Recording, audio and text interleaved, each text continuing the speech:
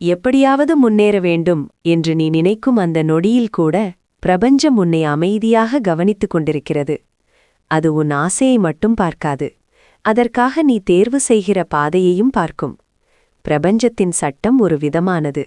அது அவசரத்தை ஏற்காது, ஆனால் உண்மையான முயற்சியை எப்போதும் ஏற்றுக்கொள்கிறது.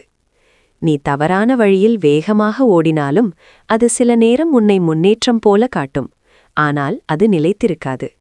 ஆனால் நீ சரியான வழியில் மெதுவாக நடந்தாலும் பிரபஞ்சம் அதை கவனித்து உன் பாதையை தானாக விரிவாக்கும்.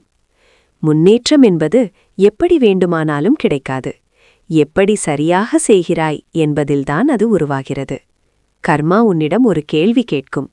நீ வெற்றியை விரும்புகிறாயா அல்லது அந்த வெற்றிக்கு தகுதியான மனிதராக மாற தயாரா? அந்த இரண்டுக்கும் வித்தியாசம் பெரியது.